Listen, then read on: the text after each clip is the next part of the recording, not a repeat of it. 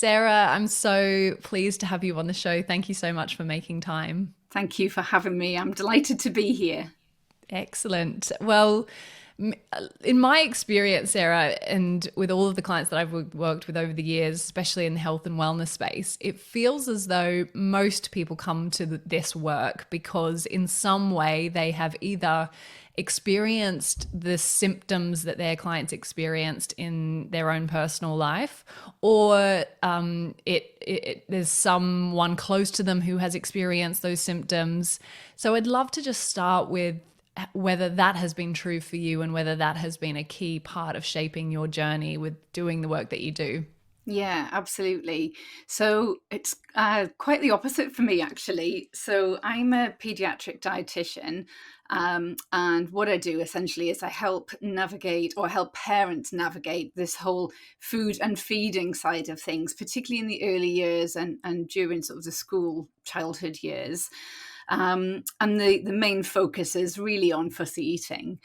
But I came to it because of the lack of support that I found with my own struggles of feeding babies and toddlers, and particularly around the fussy eating side of things.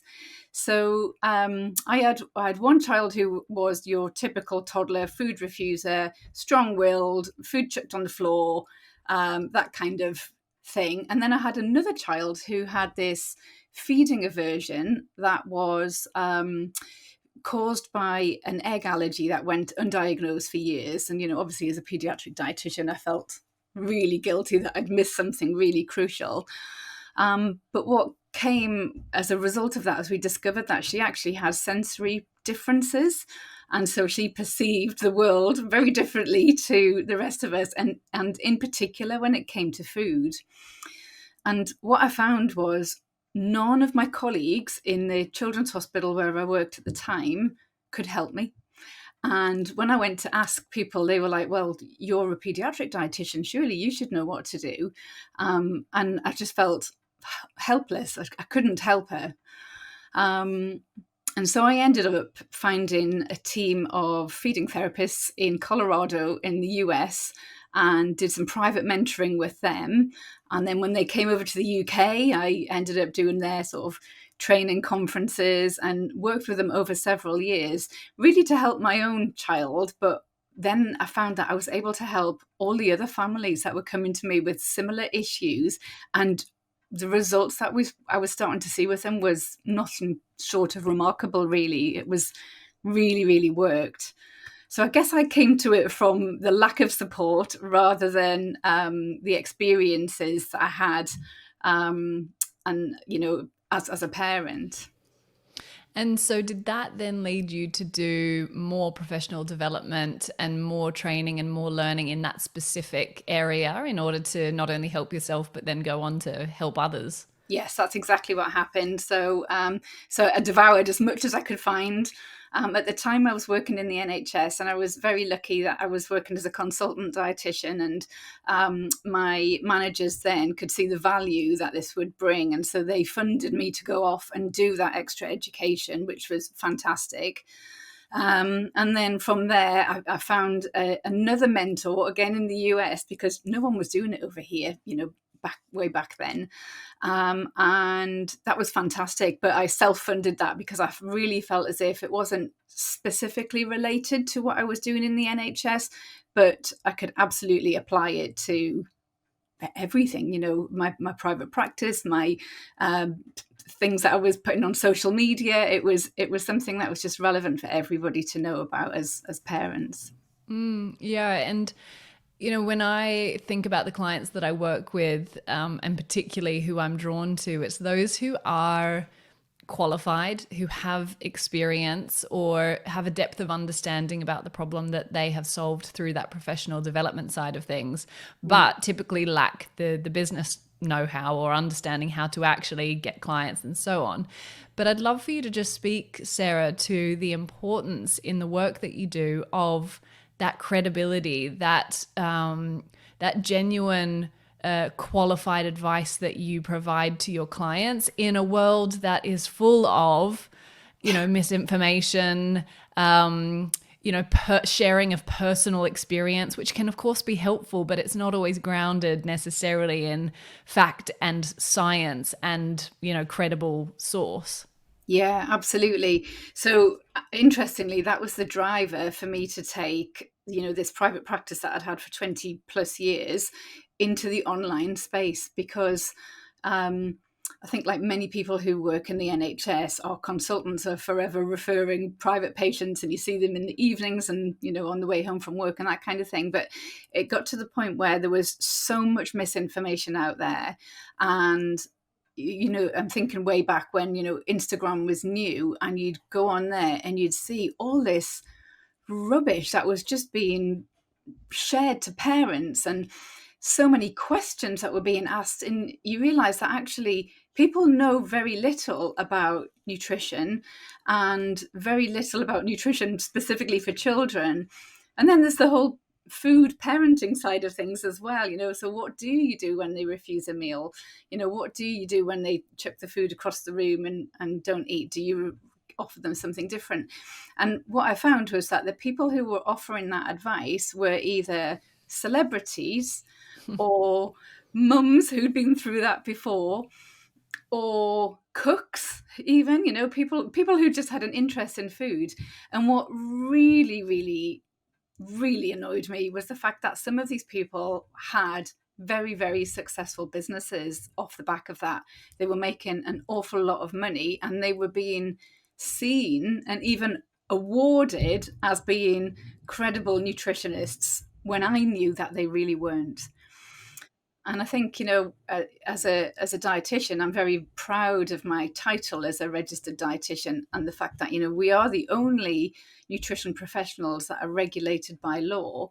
So to see these other people that were just sharing their opinions, and they had no background at all, making money off that. And sometimes I would see clients who had taken that information, and their children had, their fussy eating had got 10 times worse. And then we had to unpick and undo a lot of this stuff, or they might present with a nutritional deficiency as well. So yeah, it really got me that people were making money from this sort of stuff.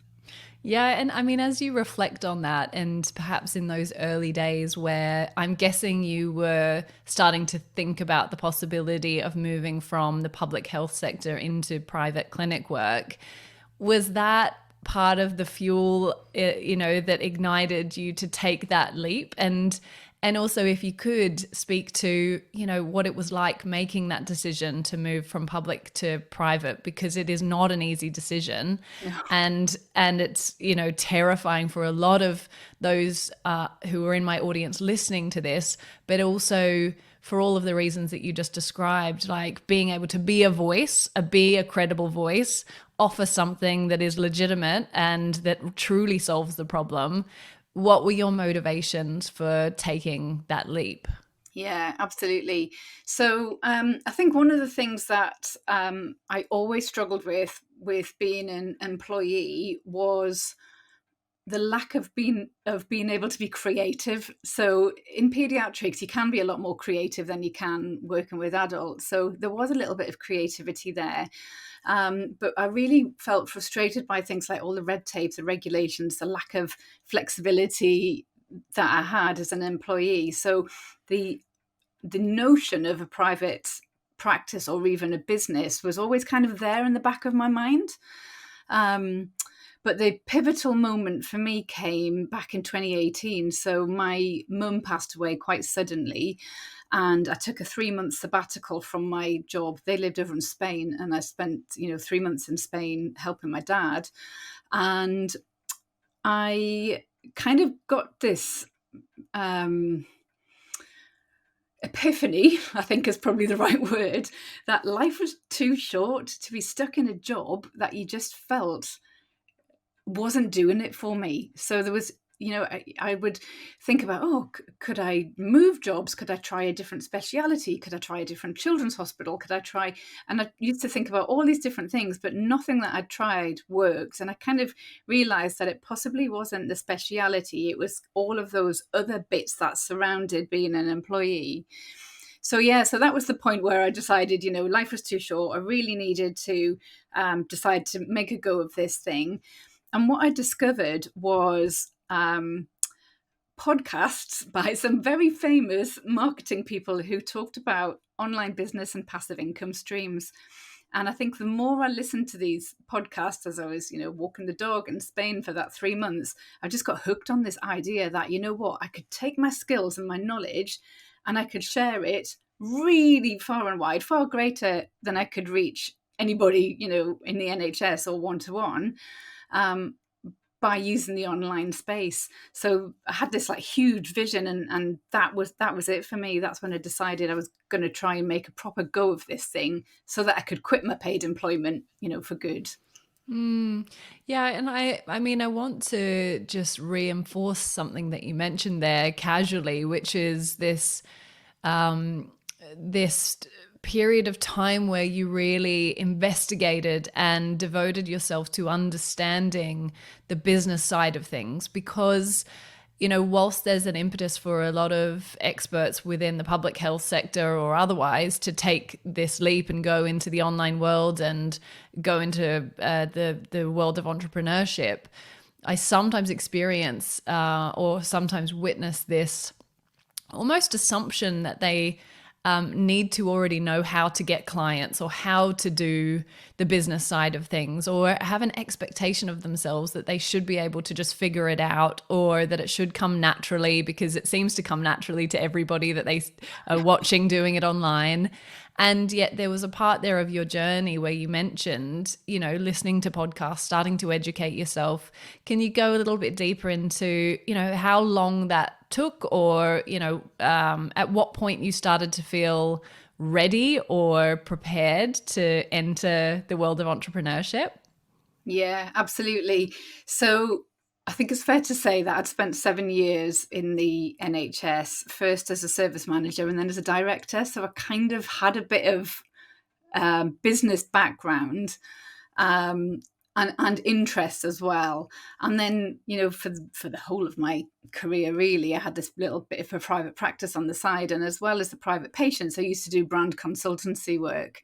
So I was kind of used to negotiating, but I knew nothing about the online space. So what I found was these podcasts that I was listening to were really interesting because I think I had that prior experience and that prior knowledge. So it was almost just like a layer on top. It was layering the information and the knowledge that I already had, and applying it in a different area. So it just felt like it could be easy, but I don't think it would have done if I hadn't have come to it with that underlying foundational piece first. Yeah, and I'm sure that you would agree that so much of what you need to learn about being in the world of online business is actually learnt through doing it. And so, can you share a little bit more about what those first steps were that you took to start to set up your, your business and build a reputation as an expert online? Yeah, absolutely. So I guess those first steps were all around audience growth. That was the thing that I realized that, I wasn't going to be able to sell anything to anyone unless I had people who wanted to buy from me. So the first step I did was I learned SEO. That was something that you weren't taught in the NHS as a manager. So I went off and I learned SEO, and that's been pivotal. Actually, that's been the sort of thing that's still stuck with me, and it's still something that I look at now when I'm planning what I'm doing in my business.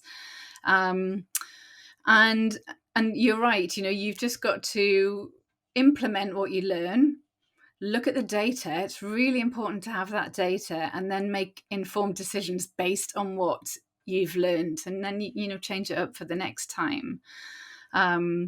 I had this had a huge mistake, actually, which I'm quite happy to share about. When I very first started dabbling in the online space, I decided from listening to these podcasts I was going to create a course. And so I created a baby nutrition course, and I thought, yeah, everyone needs to know about baby nutrition. There's nothing out there, so I'm going to do this course. And so I listened to, I don't know if I'm allowed to mention the podcasts that I listened to, Yeah, but please do. yeah. So Amy Porterfield and Pat Flynn, two Yeah. real massive gurus in the online marketing space. Listen to them, implemented absolutely everything that they taught on these podcasts and created this course. And then I put it out there to sell, and no one bought it at full price. So then I reduced the price, and I reduced it again, and I reduced it again. And I eventually sold 3 spots at £24 each. It was originally 197. So, but my big learning from that was that I realized that as much as I'd learned from these podcasts how to create a course, I had no idea how to sell it. And also, I'd created this thing that I hadn't validated with anybody. I didn't even know whether people wanted it. It was what I thought people needed, but not necessarily what people actually wanted. So that was my big, big learning at the start, really, that you really have to get to know your people, your audience, what their struggles are, what the emotions are that they're experiencing, and what their desires are. And that is what you create for them. Absolutely. I mean, one great line of thinking that pops to mind for me is that I often see experts selling the features of their courses and forgetting to talk about the benefits of it. So Yes. when you mention there the emotional side of things, can you speak specifically to your audience and just give me a little bit of a flavor of what the emotions are that you speak to and that you sort of sell to versus what you thought in the early days were what they wanted? Yeah, absolutely. So I know with my fussy eater mums, and it's nearly always mums, they get the occasional dad, but they are tearing their hair out with frustration.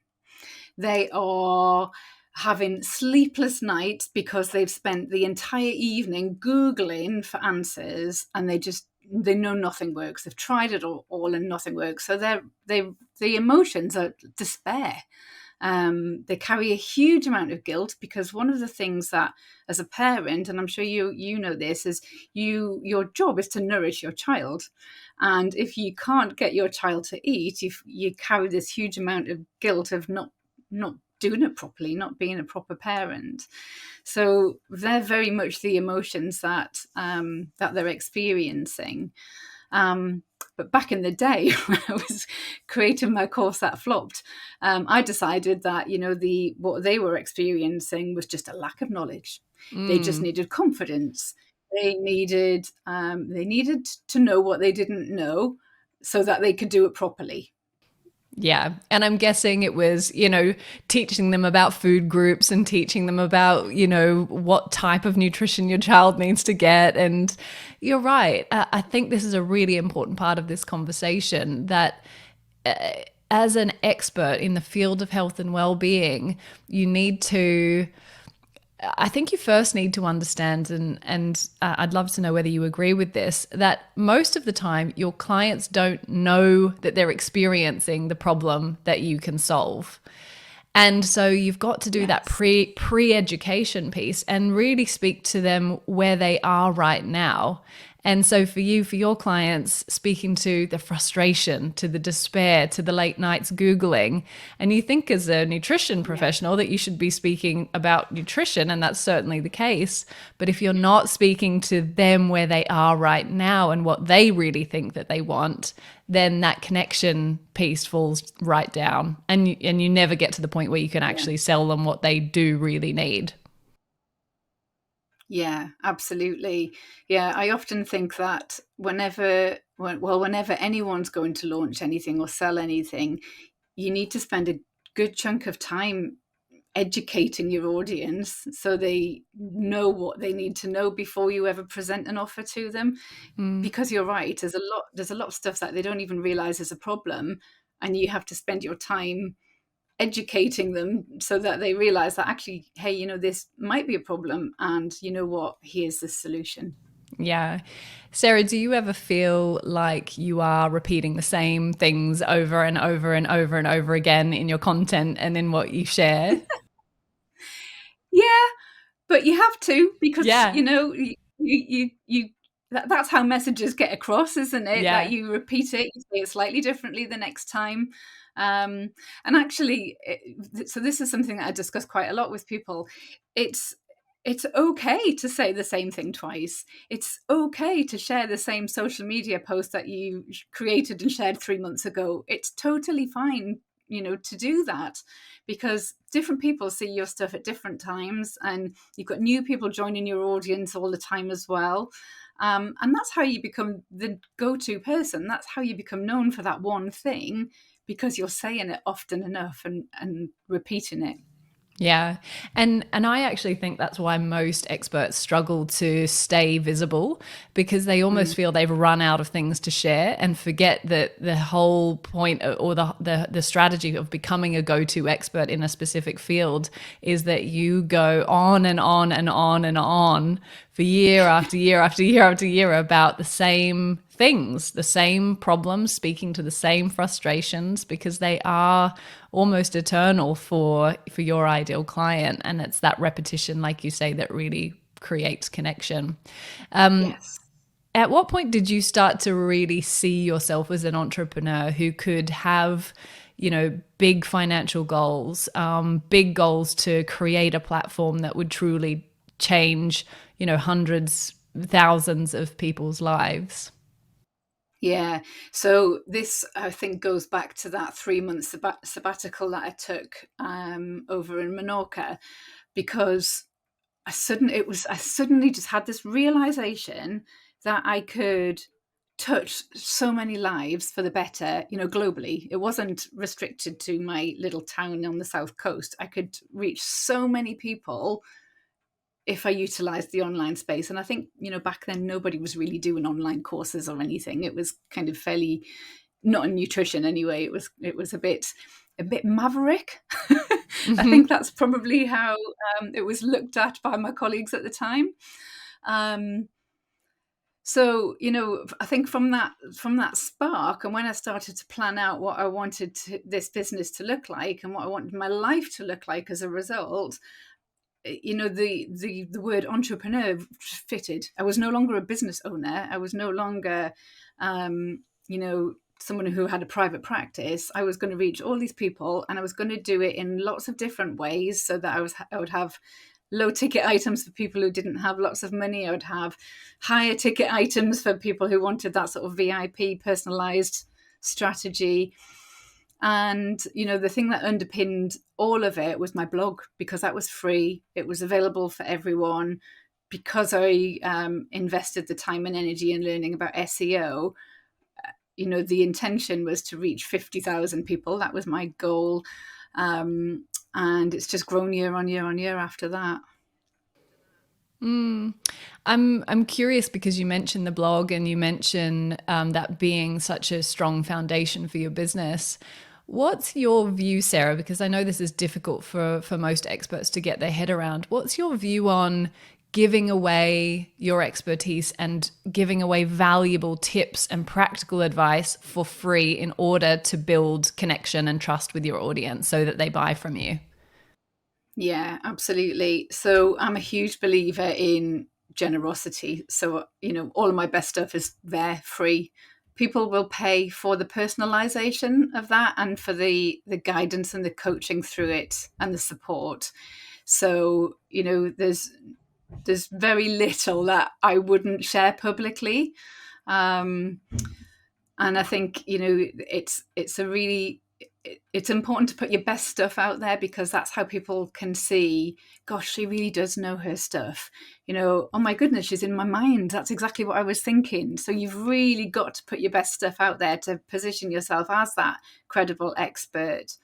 And the other reason why people will pay, I guess, is not necessarily just for the guidance, is for having all of that information in the right order in one spot as well. So sometimes it's for ease and convenience. Yeah, 100%. And there's a brilliant quote that says people don't pay you for information, they pay you for implementation. And Yeah. it's true, isn't it, that there is a vast amount of information out there on the internet, but most people are struggling to either put it into action consistently and trust that it's going to get them to the result that they want, Yeah. Or, exactly as you say, they're struggling to put it in the right order to know what to focus on first and then what to do after that and to keep going. And that's ultimately the service that you're selling, isn't it? But Yes.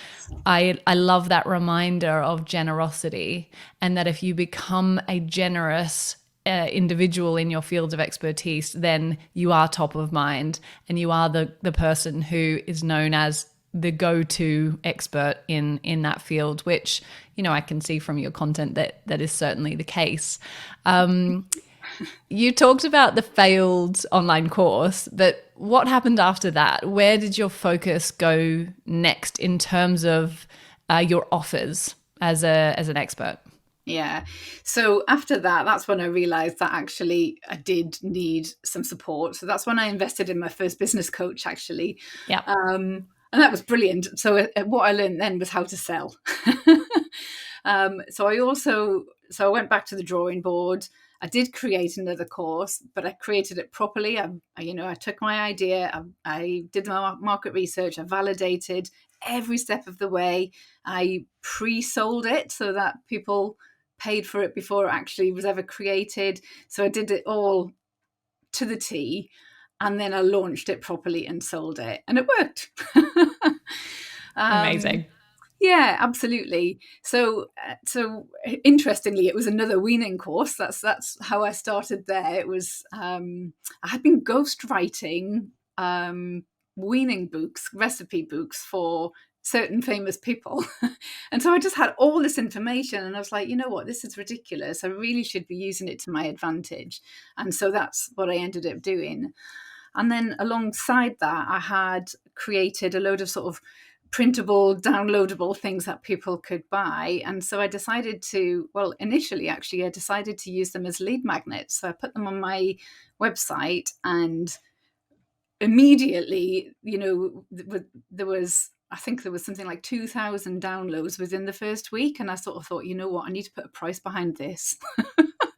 So then my lead magnet became my low ticket offer, and I still sell that now. So it was just a portion size guide. That's what we know, nothing special. But it's the kind of thing that, in a one-to-one clinic, I might have been sharing with clients so that they had that available when they were planning their children's meals. So it was very easy to start creating small things that led to the next thing that led to the next thing. So I built almost like an ascension model in my business. And then, with the most expensive thing being the one-to-one consultations. And then I had a back end membership from that as well. So after they finished working with me, they could drop into a monthly membership for continued support and meal plans and access to the the education sessions I would have given them one-to-one. Yeah, beautiful. One thing, Sarah, if you don't mind, that I'd love to clarify for our audience, Yeah, because I sure. talk about this a lot, is that from what you've shared, the success of your online course was rooted in your experience with having solved that problem many, many times for individual clients, whether in your work in the NHS or privately. And what I often suggest is that if you don't have that robustness of experience of solving the problem on an individual level, and you haven't proven that you can get the result, but Yeah. also that there's really demand for it, then it's going to be very difficult to A, create an online course, and B, sell it. Is would you agree with that you mentioned that all this ghostwriting and this knowledge that you had in your head had come from experience, and not just that some online guru had told you that it would be a good idea to have an online course to make passive income whilst you sleep? Yeah, absolutely. So, anything that anyone should create needs to be very results driven. It needs to, the person will have their initial problem that they need to solve, and you need to have been able to have solved that. So I wholeheartedly agree with you there. So one-to-one is probably how most people start, and if they're getting consistent results over time, then absolutely you can package that up and sell it as a course or membership, or whichever method you want to do. But it very much needs to be results driven. And also, one of the way that I've structured my business is that everything that I sell follows a framework. So there'll be certain modules that people have to do in order to get the result. And so people sometimes say to me, well, how long should a course be? Well, actually, the length of time is however long it takes to get the result. Yeah. And so, map out your framework. What would you do with someone on a one-to-one basis? And how long does it take for them to get the results? So I really never, ever sell or encourage anyone to sell one-off consultations. And even their packages, when they're putting those together, need to be results driven, need to be results focused. So Yeah, no, I absolutely agree. And whilst it's tempting to get traction through a one-off session, I think anyone listening to this would agree that it's impossible to get a long-term result with someone in 45 minutes or an hour. So it's a disservice to the client, but also, like you say, it is to yourself as well, in terms of then how much effort is required to be constantly selling one-off sessions Absolutely. over and over and over again, when actually really what your client wants is that transformation for the long term. Yeah. And of course, if they leave having achieved the result that they wanted, they're going to do your marketing for you, because they'll tell their friends, they'll tell their families, they may even book to see you again, they'll become a repeat customer. And it's that helps your business scale. Yeah, absolutely. Such good insight. Can we touch briefly on selling? How comfortable has that journey been for you? You mentioned it was a key thing that you invested in learning about, Yeah. because I wholeheartedly agree that selling is a skill that is learned. It's not something you're born with. It's not something that other people are good at that you're not good at. Has it been true for you that it's a process of learning how to sell and getting better at it through actually just selling? Yeah, definitely. So, yeah, it was very clear quite early on that that was something that I didn't really know about. But I was also really interested. So I was really interested in, buyer psychology.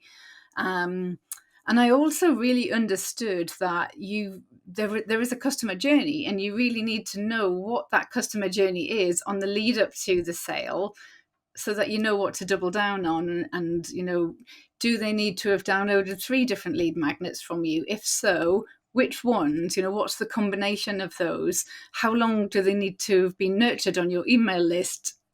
Are they in your Facebook group, or is that just a red herring? So that all of this stuff about knowing your buyer before they ever get to the point of sale was something that really, really fascinated me. So I went off and I learned how to do live launches. That was kind of the thing at the time, back in 2018, I think it was. And then after that, I just read loads of books. I really there's a book on my shelf called The Psychology of Selling, or The Science of Selling, by David Hofield, I think it is. So I loved that book.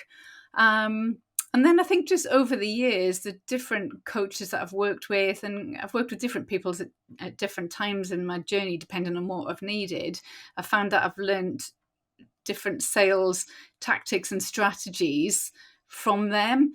And I think now what I find is I use a blend of different approaches. And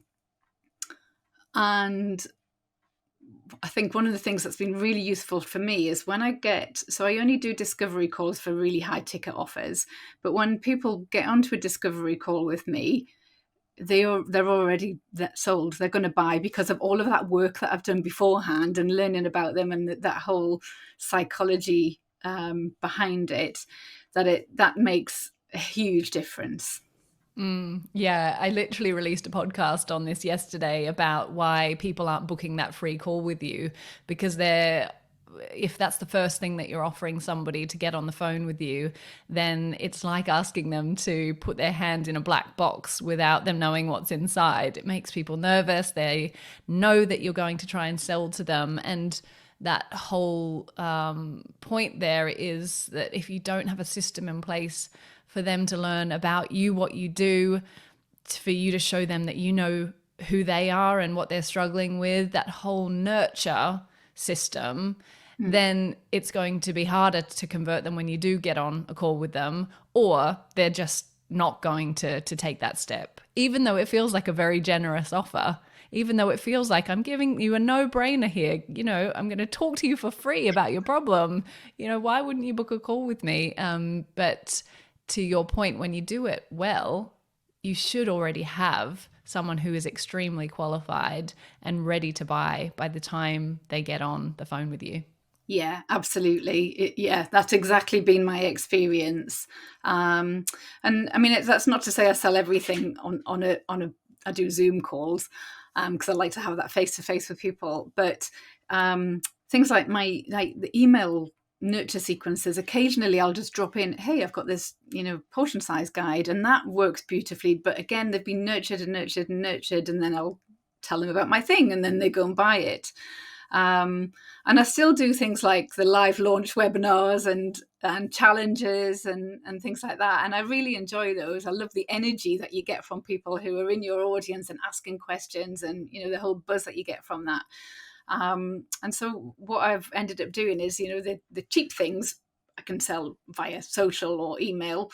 The slightly more expensive, sort of mid-priced, maybe up to £500 type of thing, that's what we'll do on a live launch. And then anything that's over 1,000, I find that the discovery call is really important for that. Yeah, that's really interesting, and just really practical insight. So thank you for sharing that. I suppose as we kind of come to the end of our conversation, I'd love to just seek out a little bit of your advice, because you've been doing this for a good length of time. You know what works for you and what doesn't, and there's no one size fits all. But when you think about somebody else starting out in a particular area of health, nutrition, well-being, thinking, gosh, should I be posting reels? Should I be, launching a membership? Should I be writing a book? Creating lead magnets? What's your advice to help someone stay focused, stay structured, and keep moving whilst not losing faith in those early days of getting started? Yeah, absolutely. So I think one of the first things that I would recommend people do is almost like a SWOT analysis. So understanding what their strengths and weaknesses are, what the opportunities are in the niche or speciality that they want to be selling in, and the threats, the competition and outside influences as well. And then and I think that will give them a really good grounding of what their goals might be, what their business might look like. And then I think what the next thing they need to do is really get to know their audience. So grow an audience, build an audience, understand their audience, get people on the phone, hold focus groups, send questionnaires, ask loads of questions, because that is going to help you decide, first of all, is your niche a profitable niche? Because there's plenty of people out there who decide that they're going to try and sell things to people who actually are not going to pay. And also, sometimes these people understand the idea of a niche, but actually they've picked a speciality and that's too big. They need to really hone down on one particular person and their problems and their struggles and their desires and go with that. So I think it's going to be a combination of really understanding that audience, but also looking at the bigger picture of where you might want to go and what the opportunities are for you. Just touching on something you mentioned there, Sarah, it can feel terrifying deciding on a niche, because for multiple reasons, it's going to get boring. I'm too narrow. I won't be casting the net wide enough. But in your experience, what has having a specific niche done for you and your business? Yeah. So I think the boring thing is a really, really common idea. But I think what it does is you can hone in so specifically on the research and the evidence of that particular clinical area or whatever it is, that it's not boring, because you just know everything about it. It actually becomes even more interesting because you know the level of detail. And then in terms of business, it positions you as the go-to person because you are the expert. So I understand lots of people think that if they narrow down, they're going to de-skill and, they're not going to get enough clients. But actually the opposite happens. They get even more clients because they become known as the go-to person for that one thing. And it's so true, specifically in, fields like nutrition, that that's so multifaceted. And I often think a symptom that you haven't got a clear enough niche is when you're in that panic state that your client might ask you a question that you don't know the answer to, Yeah. and that you're expecting yourself to know everything that there is to know about everything when it comes to nutrition and a whole spectrum of symptoms. Whereas, like you said, if you can direct your limited resource to mastery of a particular symptom or very concise set of symptoms, then it is much more likely that you're going to know how to respond to the challenges that your clients have. Yeah, absolutely. I love that word mastery. That is exactly it. Yeah. Yeah. Can you, in sort of concluding, just give us a little bit of a behind the scenes of who supports you in your business? Because, there are all these hats that you initially wear when you start your business. And frankly, some people like keeping those hats on and doing it all. But I'd love to know your experience in terms of the team that you've built around you to help you. And to just give some context for why I'm asking that question, it's easy for people listening to this podcast to see you and what you've created and the success that you have and think, I've got to do all of those things. And behind the scenes, often there are systems and people and resources in place that enable you to do all of those things. So I'd love to just have a little bit of a chat about that. Yeah, absolutely. So yes, I do have a team. So there's only actually three of us. It's not a big team at all. Yeah. But the first person I brought on was a VA. I soon realised. In fact, it was a holiday. We went on a holiday back in 1999. No, 2019. That would have been a long time ago. And I took my laptop with me, and it was for things like password resets, so I had nobody who could do with that behind the scenes stuff. And I just thought, this is not business if I'm going to have to take my laptop with me to do basic admin. But I knew I couldn't leave it for 2 weeks because that would really upset, my clients. So that was the first position that I filled, was a VA. And honestly, it was something like 4 hours a month. It wasn't very much. It was very, very minimal work. And then after that, I got another dietitian to work with me, and she did a little bit of everything, actually. So she did a bit of admin, she did a bit of things like nutritional analysis for clients I might have been seeing. And then eventually she started to take on some of the clinical work as well to free up my time to do some of the other work. And now I have a copywriter, which is amazing because my business is very much based on content and writing, and it's lovely to have the support of somebody who can write things like sales copy for me. So then I can just focus on the nutrition side of stuff and the bit that I'm good at, really, and I can outsource the rest of it. Yeah. They're all part-time. They all just do a few hours. I think the other thing that I invested in was tech. So again, going back to those days of listening to podcasts, one of the things I loved the idea of as things working on automation. And so I did invest in tech, and so I have an annual plan, so I know what I'm doing for the year, and I have various different systems that automate and do things for me, and that's been brilliant. Yeah, systems are where it is at. Make things as easy as possible for yourself. And it's funny, isn't it? Because for most things that make your brain fry, there's a system to resolve it. You've just got to find the right system. One thing that you mentioned there that I love, Sarah, is that it's your job to create content and to write. And, we can't underestimate that part of being an expert. It's not just about selling your service and delivering results for clients, although that's what most of us come to this work to do. That's the passion point. But if you're not being visible and sharing your knowledge and being generous with your expertise, there just won't be that level of trust that is required for somebody to come into your world as a paid customer. And I often say, if you want to be an authority in your space, just look at what the root word of authority is. It's author. And an Yeah. author is somebody who writes and shares and, gives and tells stories and moves people into action. And that's clearly what you do, and why I love your content so much. Not only because I have a toddler myself, but also because, you really do such a good job of showing up and being of service to your ideal client. Thank you. A quick fire round to conclude. Yeah, go for it. 5 quick questions. First thing that comes to your mind. I'd love to know what one thing you wish you had known when you first started your business journey.